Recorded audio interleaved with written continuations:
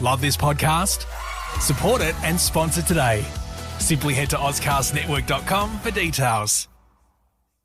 Bank of the West is offering the 1% for the Planet checking account. It gives back to the planet at no cost to you, and there's no monthly service charge with any deposit per statement. Only from Bank of the West. Learn more at bankofthewest.com/1%. Additional conditions apply. Member FDIC. The Bachelorette and Friends. From first love to happy ever after. What's that? From dating to dick pics. Oh my. Oh no! The Bachelorette and Friends. Oh, I love a good dick. This podcast contains sexual references, coarse language, and adult themes from the beginning and throughout. It is not recommended for listeners under the age of 15. Hello, beautiful people, and welcome to the Bachelorette and Friends. I'm your host, Carla Anita Matiazzo, and today's guest is a content creator. She's on radio and television. She's a fun feminist, loud laugher, and karaoke queen. Welcome to the podcast, Carmela Contarino. You see me, you know me, we're the one person, we're one soul human. I love how you said my name. Thank you for that, because I get a lot of variations. Oh, it's a beautiful surname. It's a really nice surname. Oh, it's very Italian and it's very long. So yeah, let's not harp on it. But we've had some trouble with that, especially as a younger human. But she's embraced it now, and she just loves when anyone else. Okay, should we have the disclaimer in the podcast now? She refers to herself as she a lot. So I'm really glad we got there first, because that's going to be a troubling hour, just hearing me speak about myself in a third person. I love it so much. And you and I both share that difficulty with our surnames. I've got the double T and the double Z. People look at it and go, what the actual fuck is that? It's too long, can't say. I'm not even going to try. It's so true.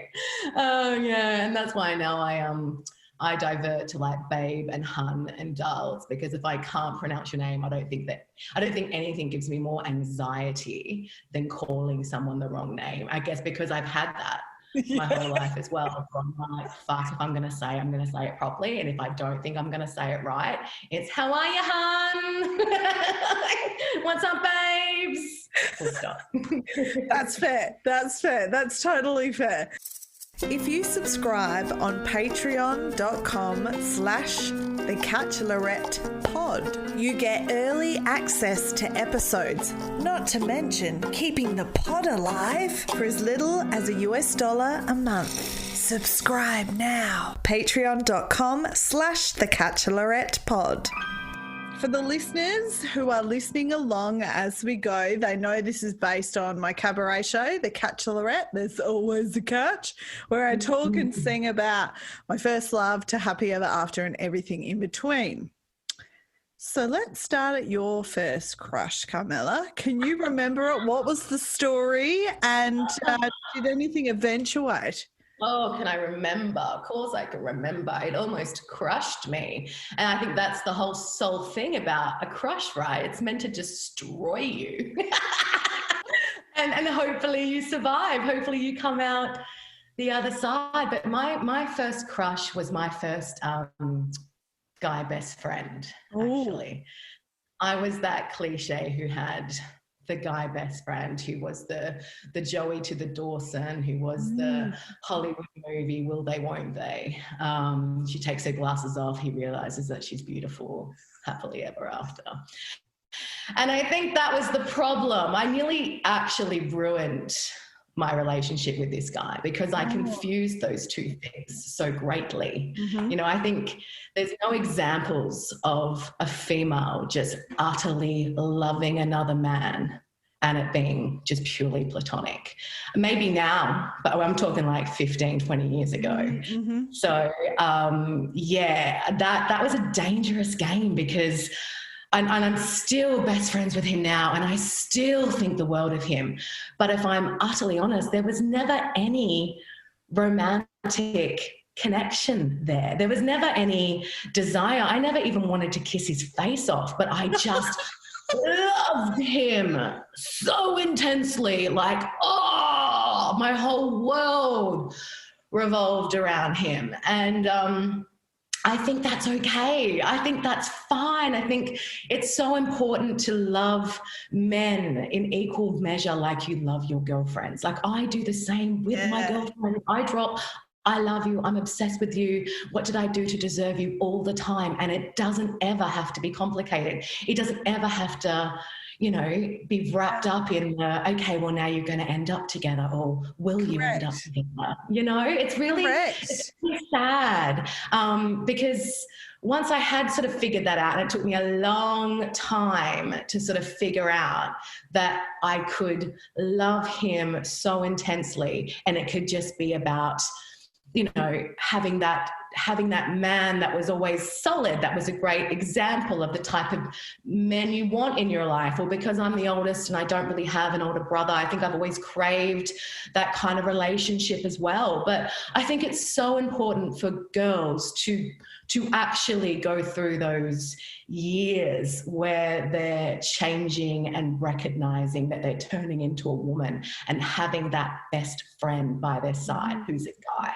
Yeah. Because that really does determine, I think, how your relationship ends up with men. That's probably why I'm still single, because I have such high expectations for who I will settle down with, you know?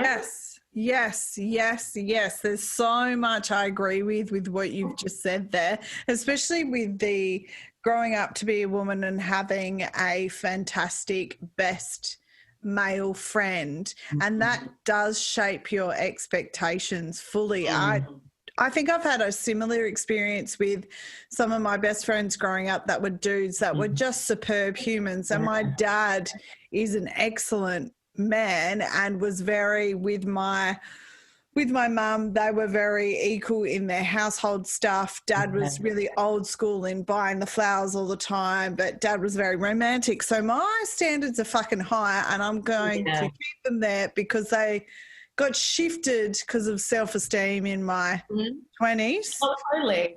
And then, you know, and then what you do next. And I'm not saying that my standards are high, but therefore my examples have been just as much. Oh my God, I have fucked up royally when it's come to who I've decided should be, you know, someone I end up, you know, with. I have, you know, it can be also turbulent to fall in love with your best friend, because you can then sort of, when that doesn't happen, go down a path of then choosing men who don't want you, choosing men that you can't have.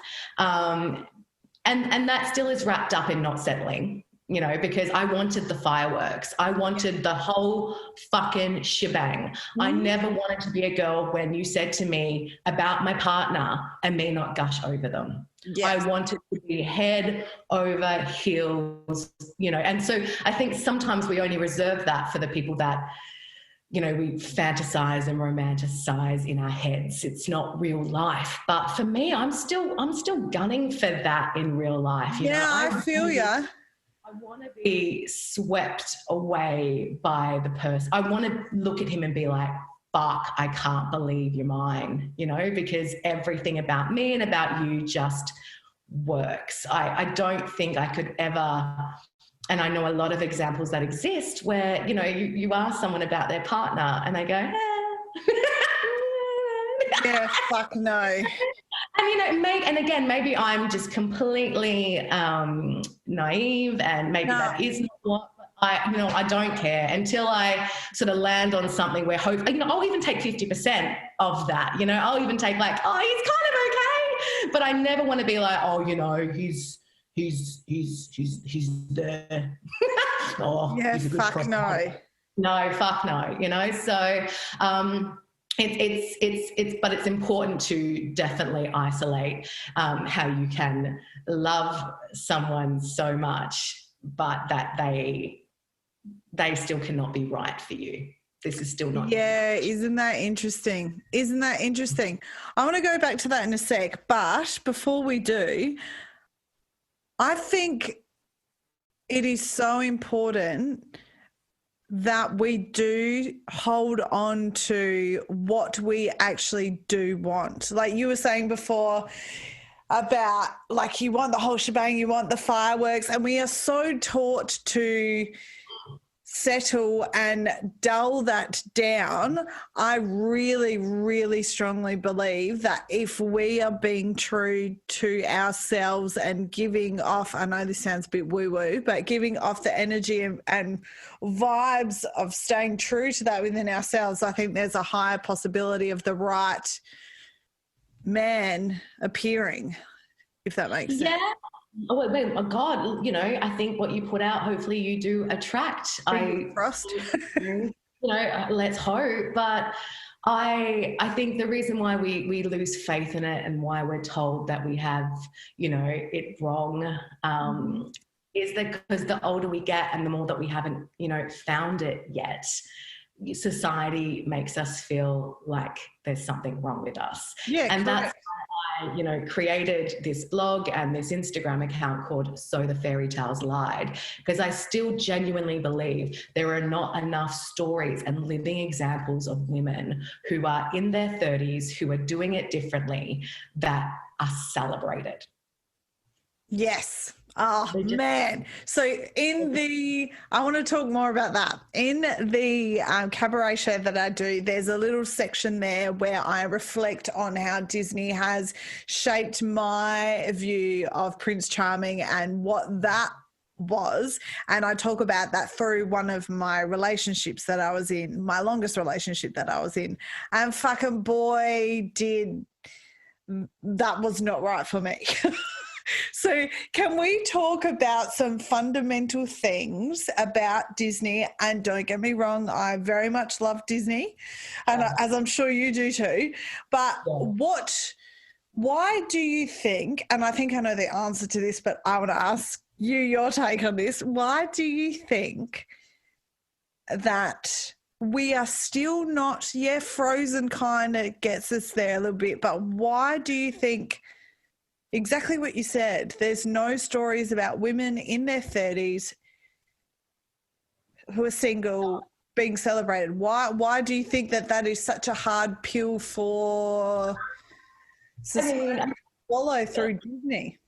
I mean, the first thing that jumps out, and I don't know if it's overly correct, is that because, back 20, 40, 50, 60 years ago, the people that were writing these stories were men. The people that were creating these movies were men. The people that were filling the fucking boardroom were all men, deciding what the story was for women. And I think it's getting better. And I think that the reason why we now have a little bit more representation, but not enough, is because we've gone, sorry, could we get a female in here?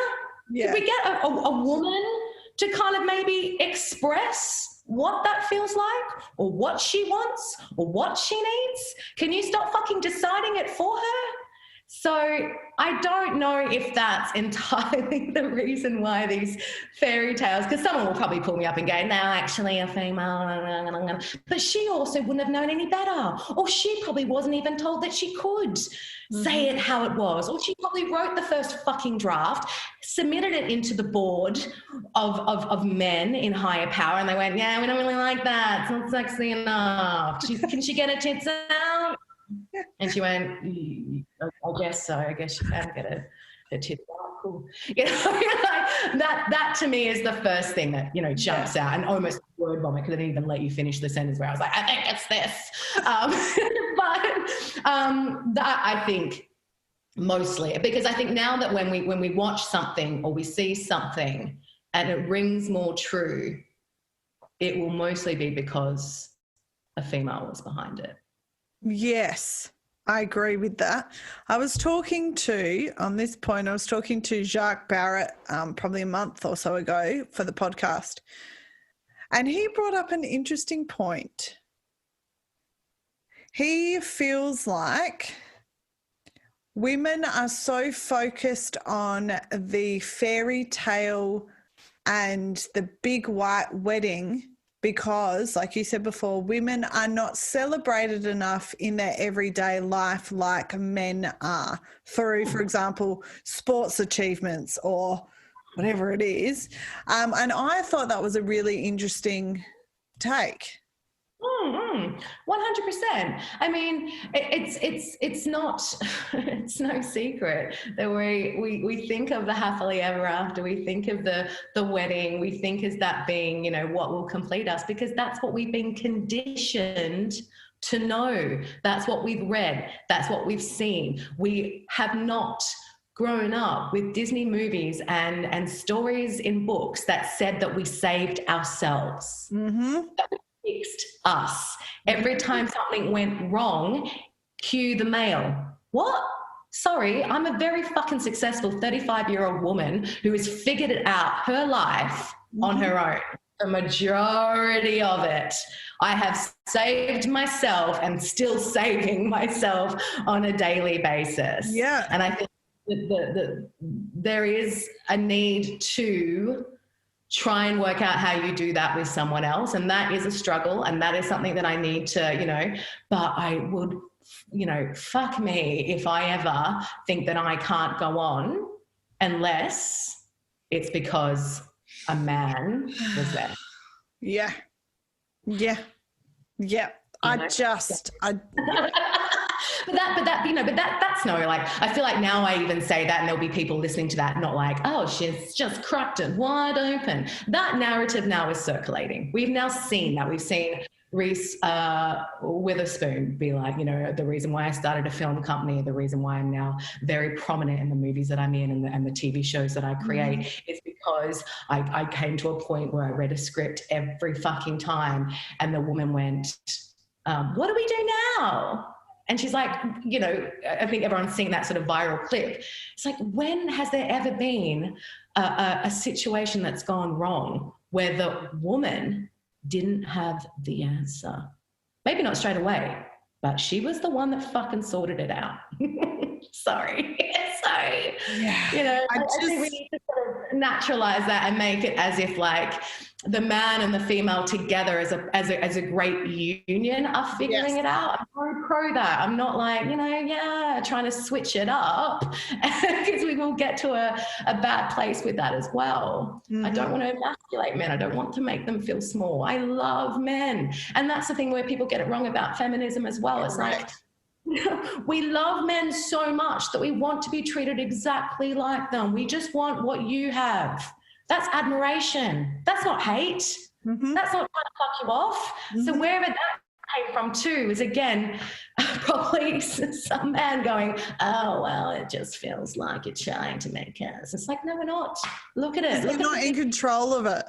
They're not in control of it and they're not driving that conversation. So they feel we're not in the helm or the driver's seat of what's going on there. And we're used to controlling the whole situation here because the world is run by and has been for so long by men. When they start to hear a different perspective that is not their norm, that can be scary. Yeah, for sure. For sure. You know, I don't want to harp on about it. I feel sorry for them as well because they've had to, because of us evolving, they've had to evolve as well. And I feel sorry for them because I don't think they were as ready. But you know what? I don't think they were as ready for it. But it's so necessary. It's so necessary that both sexes do rise up, that we don't stay where we were 50, 100 years ago. And I'm here for both. I'm here for both. I'm not, and because both are so equally important. Correct. Spot on. I hope you're enjoying this episode of The Catchalorette and Friends. Make sure you follow the podcast at The Catchalorette Pod on Instagram. And if you think your love journey is worth sharing with me on the podcast, send me an email, thecatchalorettepod@gmail.com, or slide into my Instagram DMs. Oh, and don't forget to give the podcast a review and tell all your motherfucking people to listen to the show. Now let's get back to this episode. What do you think, Carmela, is the most problematic love story that we've been taught, and why? I think any love story where the female is stuck and can't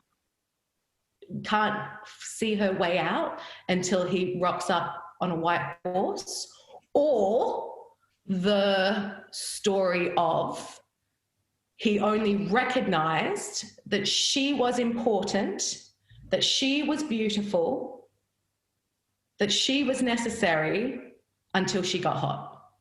Fucking hate that one. Hate that one. You know, like that's why we have such low self-esteem. That's why because it happens even through some of the better series, you know, like even some of the stuff that, you know, I can't but not still watch, like Dawson's Creek or Felicity, you know, until she put on that red dress, until she, you know, did her hair a different way. He, all of a sudden the blinkers were off and he wanted her, and that's so not okay.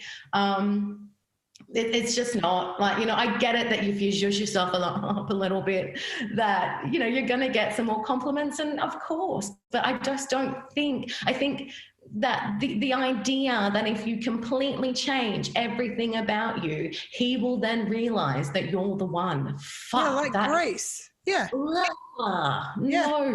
No, stop that. Be better for yourself. If you want to fucking change your haircut, do it for you. If you want to get your wardrobe, I don't know, more something, do it for you. And that's all really, I think, just the overarching sort of power that we're only ever going to have. And I think that's where, you know, now I've stopped and started working on myself a bit more, because even I got lost in the game of thinking if I did it, would it change how he felt about me? Would it change my destiny with my relationship with men? Oh, wow. Again, stop. Even saying it out loud is like, oh, it's sickening. And it doesn't happen, and I'm still on the path of being better, but you've got to do it for you. Oh, all 100%. These things that these women stories, they should have done it for them, you know, because it was always then for the male lead character, who then all of a sudden was just besotted by her. You just go, oh, that's so gross. It is gross, isn't it? It is gross. It is fucking gross. But I think they are the two key ones for me. And I think, you know, there's not one Disney movie, fairy tale, great mod piece of TV. I'm not talking obviously these days. I'm talking, you know, back in the 90s, a TV series that does not have that storyline in it. There is a name one where she was stuck and he saved her, or she got hot and then he wanted to fuck her. It's just like, oh, you know. And it's so exhausting, and they did so many. Yeah. It's at that, and it's also the, you know, I'm still a sucker for. I just think it's, you know, a little bit smarter these days is the love triangle as well, right? Like if you don't have two men wanting you, like, are you even wanted at all? So, you know, like, I think there needs to be someone who's just reminding women that is just great television. Because we always, I mean, I never want the triangle to stop. I love that. You can still see it rearing its ugly head, even in the, you know, best television story. Or, you know, that like until she's moved on, which is very probably the closest thing to reality. Until she's moved on and found someone else and found her happiness, you know, he then goes, oh, you know what? Should we give this a go? And then she abandons everything that she's built. And runs inside, you know, like, don't you think what you built is probably what you should stick at? Because, you know, that's the stuff that is going to be made of your survival, you know. So I think we sometimes, once we finally get happy, the world wakes up. You know, I always feel like my sort of headline is, they all think I'm fucking crazy until it works. My whole life, anything that I've done, love-wise, work-wise, idea-wise, I'm branded as the crazy one until it works. And then everyone wants a piece of that fucking pie. Yes. Yes. I'm reworking some of the script for the show with my director, and all of a sudden there was a part in the script where I talk about I've been told that I've been too much by all the relationships that I've had. And in the script at the moment, as it originally stands, is I start to question that within myself. And then I'm like, well, hang on, well, fuck, I've got to add another line in there, which will effectively basically reflect if that's how they feel, then they're not the right person. No, tell me the line is, if I'm too much, maybe you're not enough. Yeah, correct. Which is buzzing around now, which when I saw that cracked my little black heart open as well, Yes. Because for women that are different like us, that is that and makes people uncomfortable and sometimes a little threatening is we're just told we're too much. I mean, God, I've battled with that demon more than I've probably battled anything. And it's not just from men. I've heard it a lot from women as well. Like, I've had people say, I've had women say to me, you're a creative, so that's where your energy should stay. Because you're so creative and good at what you do, you'll be too much for a partner. So you need to be happy enough just doing what you do, because people like you are not good for relationships. I was like, wow, you fucking cooked? Like, what the actual fuck? Like, what an awful thing to say to somebody. It's a really awful thing to say. And, there's not truth. It's just that I've kind of learned in my professional life that I am, I'm a bull at a gate, I'm the china shop, I'm the everything. And I am, I do recognize that I am sometimes, yes, I'm too much. And I've had to tweak ways that I can channel that. And that is important, because you also have to, as much as I'm like, embrace who you are and fucking love yourself, there is a point where you too have to go, well, if I want to speak this language that resonates and is understood by everyone, then you have to find different ways to channel that too. I think some of the most obnoxious and irritating and, sometimes just plain bad people in this world haven't kind of read the room, or haven't listened to some feedback, haven't worked out a way that they can still be themselves, but what is the best way to communicate that? Correct. People like us, we're never going to be able to deny who we are. It comes out of it. Correct. And I think the misconception, I think that's the word, misconception. Yeah. The misconception is when people come and see my shows and see the elevated version of who I am on stage, which, mind you, I feel my most authentic in. Yeah. I think people think that picture is what I'm like all the time with everybody. I'm like, no. I'm entertaining you. Yes, I'm expressive. Yes, I use my hands. Yes, I use my body. And my voice is not very soft. So, yes, that's all true. But that high energy and that running from one side of the stage to the other and using from my toes to the top of my head with total expression is not what I do every day. Otherwise, I'd be fucking exhausted all the fucking time. Can I ask you a question? Aren't you? Aren't you exhausted? Like, for me, I can be honest and say that I am, to find that much energy and to fuel that much all the time there's a flip side too, and I'll be honest and say that when you get me at my best, when you get me at, firing at all cylinders, it expires. I need to then go back, recharge, and then I come to life again. Mm-hmm. This is not a constant. Do you feel the same way? Yes, yeah, totally. And I think recently I've started research for my new show, and which will start next year. And I used to be a teacher, right, Carmela? And I used to teach mainly high school kids. And in the last contract I had, a lot of senior girls in my classes. And because I was a performing arts teacher, there's just a different vibe about performing arts teachers that are more open, and kids feel like they're able to approach these teachers more. And sometimes we'd end up talking about periods, right? So I decided, because my senior girls, a couple of them were really struggling with that stuff, I decided to upskill, and I've started reading more books about all that kind of stuff.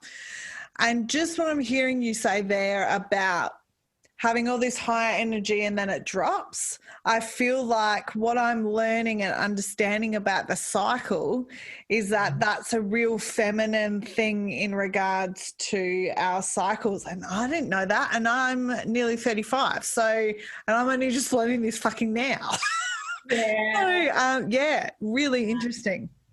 Oh, super interesting. Again, it's just those things about women that are crucial to what makes us tick, that just, it just doesn't surface. It's not on our feeds. It's not in the paper. It's not in the magazines. It's not on our, stages. It's because it's a female thing. I mean, we're just starting to see women now wearing pads. We're starting to see women now really discuss their period and tampons. We're seeing it as actually blood now and not this blue fucking thing. Yes. So, yeah, we don't know about these things because we never had a choice. Correct. Correct. And I know with Catholicism, growing up a Catholic, fucking hell, that wasn't discussed. My mum gave me a book and that was the end of the story. Like, mamma mia, like there was nothing there. No conversation. No. I feel like I've got Italian parents who are traditional in some way and then just the complete opposite in others. I got very, very, my mum's the youngest of 6, so she was sort of the black sheep, and my dad's the oldest of 3, and he had a really hard time growing up, so he had to sort of like, I guess, break that mold of what Italian men did or do or say. Or, So, are they first generation Australian or second? Second. That's because they were born in Australia. So that's second, correct? Yeah. No, that's first. Yeah. Were their parents? I'm second? Yeah. You and I would be second. If our grandparents are all from Italy, then yeah. My mum and dad were both born in Australia, so they're first. Okay, great. Well, every day's a school day. Good. So I guess again too, they are going to be different to, I guess anyone that was born in Italy and was in those times as well. But my parents have always been pretty great, to be honest. I think like talking about sex, talking about losing my virginity, having men over to my place, my dad knowing that I'm sexually active, were never taboo topics. And I don't know how I got so lucky. I think the reason why I am as open-minded and probably just general who I am is because of how I was raised by them. Just very sort of they were always ahead of their time, very woke. My mum, like, even talking about homosexuals or race, just nothing was ever off the table. Oh, that's brilliant. And even just, again, defining the roles. I think what you were saying before too about your parents, though, even if they might be a little bit more traditional, still running a household that was equal. I mean, my dad fucking vacuums more than my mother does. Actually, the dynamic of my parents at the moment is my mum is the breadwinner and my dad works for her, and he also runs the household because she does most of the hours during the week. So my dad's the cook and she's the dishwasher. My mum still will come home and she cooks at night. And I think that's just mostly because I think if he had to cook every night, it would be soup in a can. So she cooks, but he's also like, my mum's always said to, like, I could actually just open a can of dog food and put it on the plate for your dad and he would eat it, because he's just something in front of him, he's happy. But he can also fend for himself too. It's an incredible thing to sort of recognise, you know, that men can be self-sufficient and they can be amazing. But, you know, once mum's cooked, and she has this thing where she doesn't know how to fucking clean up after herself, so the kitchen will have been like, you know, just blown up. And dad will set the table. He always sets the table before she comes home. Oh, that's nice. And you know, so she'll put the food down, they'll eat, and then he'll go, right, you go have a shower, and he'll clean up all the rest.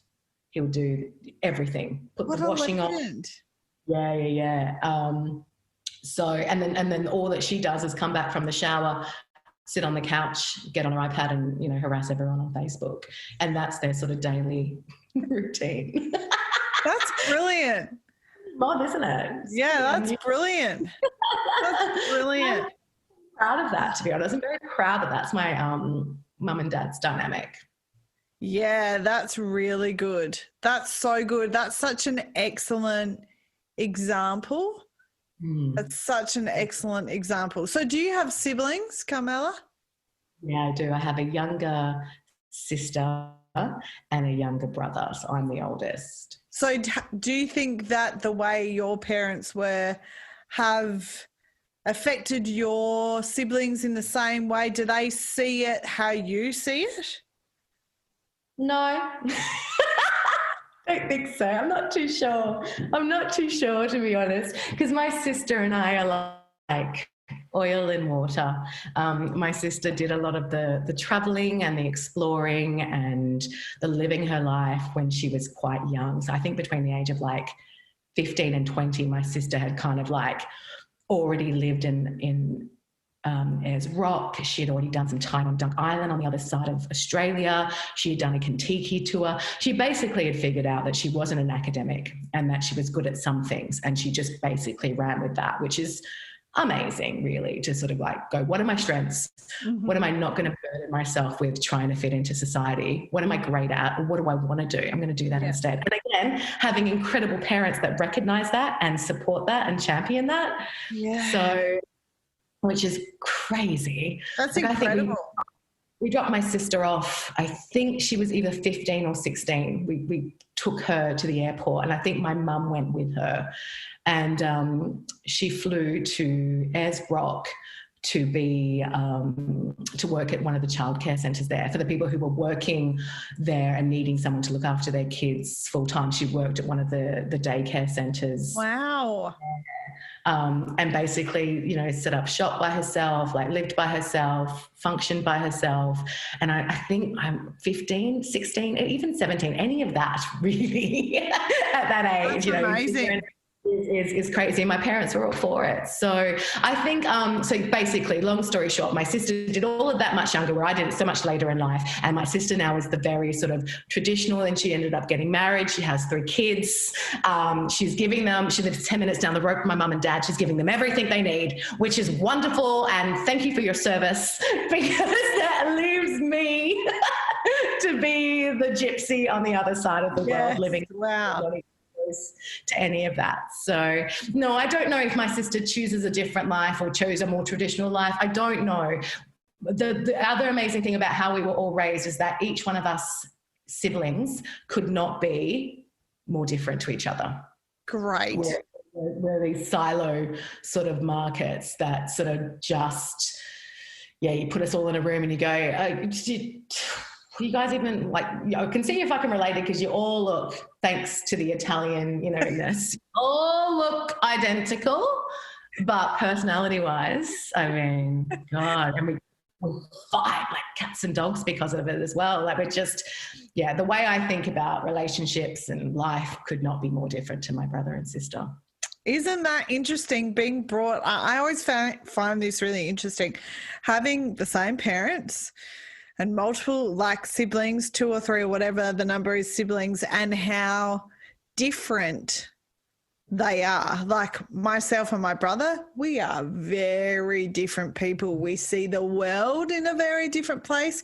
We've had the same parents and the majority of the same experiences, different traumas, mind you, but we are very different people. So I always find that really interesting that the parents are doing generally the same thing. Look, the things that Are they though? 'Cause I think there's something to say about firstborn, secondborn, thirdborn. yes, yeah, and sexes as well. Like I'm the first, and my brother, obviously, he's the second one.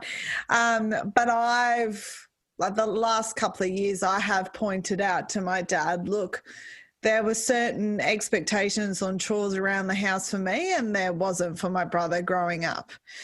So that's a bit of fucking bullshit. And we've talked about that together.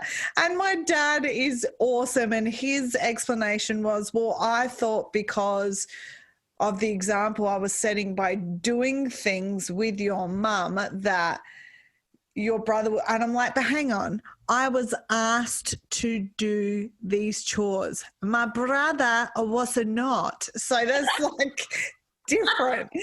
So yeah, so it's I must. My dad actually says that he has a lot of regrets with how he raised us. He acknowledges that he was, just like what you said, so much tougher on me. Like, I mean, strict in terms of kind of, like I said, I just painted him as the most woke, human. But I think he's grown and he's evolved and he's changed. And I guess the other thing that we don't realize about our parents is that they're just humans fucking figuring it out. And my parents were really, really young when they had me. And I think they maybe jumped in doing all the things they thought they were supposed to do. Bit probably like your dad. This is how we're supposed to raise maybe a woman, an Italian woman in a household. This is what she's supposed to do, versus what the man's supposed to do. I know for a fact that my dad, and he said it, he has a lot of regrets with how he's raised us, because there are some very clear differences, just like you've explained, between like the oldest and the female and the male sibling. Like, it couldn't be more different, correct? Yeah, and it's such a shame though. Like, even looking at, as we're talking about this, I remember when some of my younger cousins on my mum's side, and their dad is Australian and Scottish, and their mum's obviously Australian Italian. So the eldest in that family was a boy, and then the youngest one was a girl. They would have been teenagers at the time. So these are my younger cousins, right? I'm not saying their names so that they, don't get their knickers in a knot from telling this story. And I remember, and I think there's like a 3 or 4 year age difference between them. I remember clearly the youngest one, who was a girl, was expected to do the cooking. And I remember turning to her brother and going, how come you're not contributing to this? Because I think their parents were out or something. There was some scenario like that. I said, how come your sisters? Do you know how to cook? He's like, nah. I'm like, what? And this would have been only maybe 10 years ago. I'm like, we're still really there? Like, what the fuck? Oh, yeah. Oh, we're definitely still really there. I think, I'm in such a fantastic place with my cousins as well now. Like, some of my cousins are my best friends. But there was, growing up, just because my mum was a little bit more relaxed didn't mean that her sisters were. So my aunties, still were quite traditional, which means that my cousins had a different upbringing to mine. Like, even me allowed to go to the movies at 15. Was like, I'm a rebel. Like, what am I going to do next? Heroin? So Because I remember being with my older cousins and, like, you know, she would have all these really tight curfews. Like if she went out, she'd have to be back by 10 o'clock, or she would have to concoct this story for what she told her parents that she was doing versus what she was really doing. And I never had any of that. My parents had some really, really basic rules. You can do anything as long as we know about it. Don't lie to us. Don't misuse the respect that we have for you and the trust that we have in you. And very happy. I think Mum, like, our house was kind of like the party house growing up, especially in the teenage years. I had a lot of parties at mine, which would have made my mum's sisters sort of literally like keel over. A lot of parties at our house, a lot of boys sleeping over, like I said, a lot of this like kind of, because my mum always just had this, like, you know, as long as it's happening, I'd rather, she would say, I would rather it happen and me know about it and me see it and me be able to kind of almost be a part of it than you doing it behind my back. And I think as well, I don't give my mum enough credit because she comes across like she doesn't know anything, but I think my mum is incredibly smart and she used a lot of reverse psychology on me. Right. Like a lot. I felt like I was like, you know, educating her, raising her at some point. Like, you know, I'd go to a party where we all would have had drinks and blah, blah, blah. And I would have come back and she'd, how was it? I'd be like, oh yeah, it was great. You know, trying to, like, I guess, mask how drunk I was. And she'd go, oh, was it drinking there? You know, and I'd be like, yeah, we were drinking.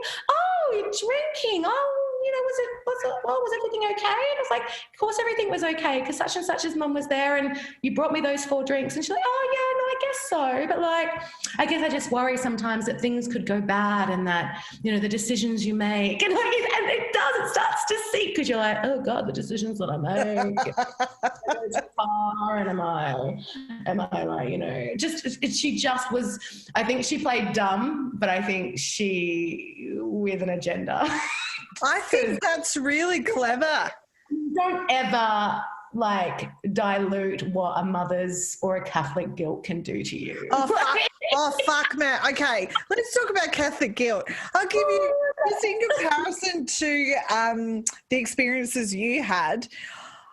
So, but going back to those separate rules for daughters and sons, so I was not allowed to have, and I got engaged at 21. Obviously that didn't work out, but I got engaged at 21. I was living with him in Melbourne, right? And we came back to Adelaide. It was still a big, massive thing for him to sleep in the same room as me at my parents' house when we came and visited. Yet, Carmela, my brother was allowed his girlfriend at fucking 15 sleeping in his room in his bed. Like, hello, what the fuck do you think that they were up to? And the justification, Carmela, from my father was, and Dad, I know you listen to this podcast to learn things about me, so this is what you'll learn about me today. He said to me, but because my brother stayed with this girl for like from the age of 15 to 23. And he said, yeah, but your brother is in a long-term relationship. I went, hang on. He wasn't when they were 15. They only started going out at 15. So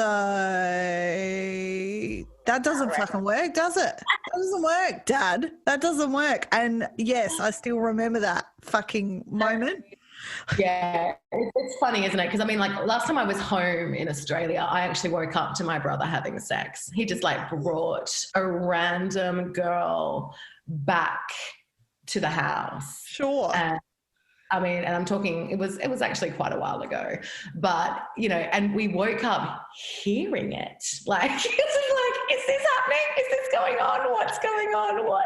Like, he's in such a loving, committed relationship now, but there was this moment where he was just bringing back anything and everything. And I think he took the rule of as long as like well, you said I could, so I will. And it was like, oh, good, dude, take it elsewhere. Like, I remember specifically waking up to hearing the act and going, no, surely not. And then I remember walking into my bedroom and my dad was also up and he was like, I don't know what to do. I was like, oh, I don't know what to do. What do we do? What do we do? And I think it went on for hours, by the way, hours. And then I think my sister ended up coming over in the morning and we told her about it and she was like, no way. And because they were still in their bedroom and I was like, oh God, the shame of when they wake up and walk out. And I swear to God, because I think at one point even my dad had to like bang on the wall and go, enough! Stop! Like it was just like, what? And we thought, oh, this is going to be so sheepish in the morning. They're going to walk out with their heads down. And, oh, mate, I don't think I've ever seen two people strut out of a bedroom just like with a pep in their step, just like, how are you? How you going? You're okay. See you later. Bye. And I was like, oh, you animals. Like, you absolute animals. Now, you might say that culture, you breed it in the household that resulted in that. But I think there still is this sort of like top line thing when it comes to my mum who just, even if it may result in them having to hear it, Oh, Lord. that it was happening, God, even as I say this, it's so bizarre, happening under their roof in a safe space over, you know, them doing in the back of some car or in some, you know, part of a park or on the beach or whatever. Like it's always sort of been a bit like that. You know, even when we'd have parties, Mum would, God, if she ever listens to this, she's gonna be like, can you not? But she'd stock the fridge with beer. She wouldn't personally stock, but like as in you could drink beer at our place, but she would make you put the beer in her fridge so she could monitor. Like she'd be like, oh yeah, they've been drinking oh yeah, they're drinking, but they have to come inside to get the beer. And in her head that rationalised us doing it, like a bunch of 16-year-olds at the back of her house having a party. She's like, no, but they have to come in. They have to come in to grab the beer before they go back outside. It's like under control. I'm all over it. It was just like, well, great, I guess. It's very bizarre, isn't it? I've had I guess when I break it down a bit more, I'm like, yeah. That wouldn't happen today, though, because parents would be too scared of other parents suing them. Oh, totally. And I think the thing is, it was like not that like any of those. We had a very small group of you know, of friends that were, I guess, advanced in that way. We were always so much older than our years. And Mum also would say these are good kids, like as in when these kids would come into the house, they would say hello to her, they would acknowledge her, They would sit and have a coffee with her. She's like, these are good kids. And then from that, you would know their parents really well. So it wasn't like there was, I guess, any secrets within any of that, you know. She would never be up for, the first question would always be, do their parents know? And then because she's kind of drilled in this like trust, I can't lie, even to this day I can't lie to my mother. So if someone was there that, you know, was sneaking, you know, alcohol in, or, you know, wasn't supposed to, was hiding it from their parent, I just either wouldn't invite them or tell her that they would. So then she'd be like, right, clocking them at the party making sure that they were doing the right thing. That's yeah, great though. You wouldn't do it these days, but you know, we wouldn't do a lot of fucking things these days that we were doing back then. It's a different time. Like, and even like, you know, I paint it like a party, but it really was like a couple of lemon ruskies, you know, like around like an awkward patio table. Like it wasn't like, you know, these things that you see now. And I think because I've seen so much and I know so much about, you know, obviously what the youth is up to. Yeah. God, it's probably the reason why I haven't had a kid yet, because I think I'd be the polar opposite to my mother. Do you think so? I think I'd be awful. I think I'd be like, not under my roof. Not on my watch. That's so interesting though, because my mum and my dad were very strict on me. I think I would, when I have kids, I'll lean more to your mother's way of going. Isn't that interesting how... Totally, because, you know, obviously my mum's parents were incredible. I mean, you couldn't get more strict or traditional than them. So you're right. I think it's like in swings and roundabouts, isn't it? Like I'll have the kid who's like, you know, sneaking out of the window and passing out in front of cars, or, you know, after having too many vodka cruises. And my kids will be saving them. There you go. Our kids need to hang out, I think. My kids are going to be fucking messes. My kid's going to be like, pregnant at bloody 16. That's fine. I'm okay with that. I'd be a young Nonna. That's fine. Oh, my God. I'm up for anything, to be honest. I'm up for, all I've ever asked of myself in my life is that it's full, and fuck has it been. Yes. So bring it on. Yes.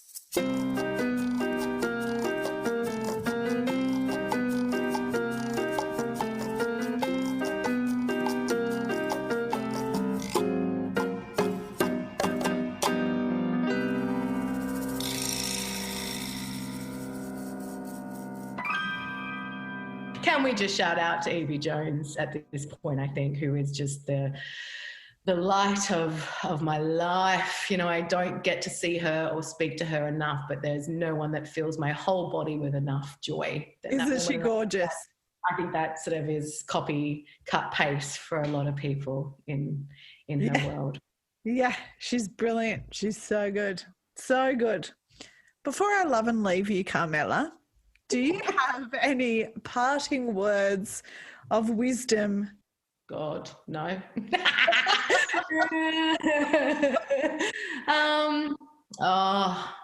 I think feel it all. Feel it all. Know that it's all going to be okay. It's all going to be all right. It's all going to be fine. Trust the process.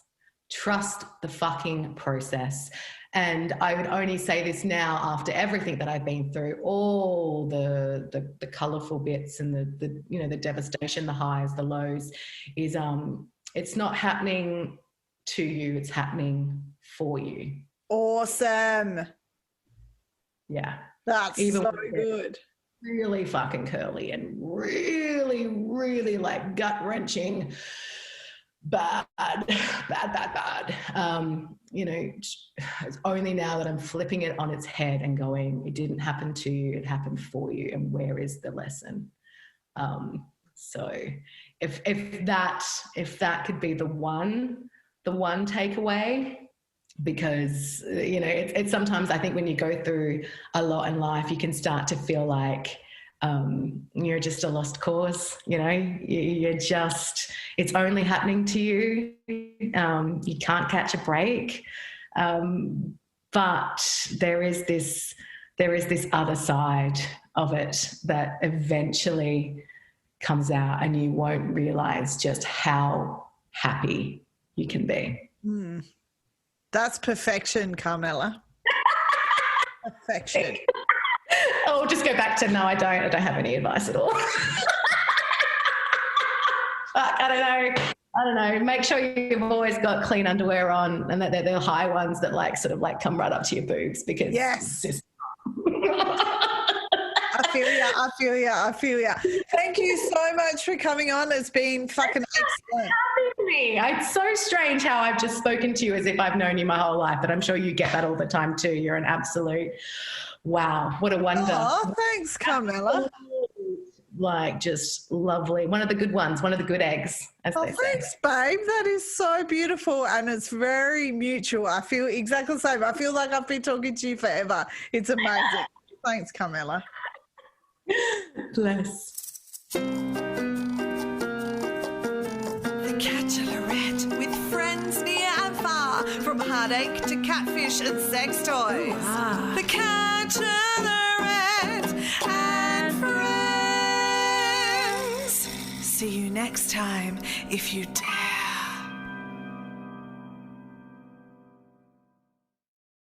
Bank of the West is offering the 1% for the Planet checking account. It gives back 1% of the account's net revenue to the planet at no cost to you. There's no monthly service charge with any deposit per statement, and there's no minimum balance required. The 1% for the Planet checking account, only from Bank of the West. Learn more at bankofthewest.com/1%. Additional conditions apply. Member FDIC. Love this podcast? Support it and sponsor today. Simply head to AuscastNetwork.com for details.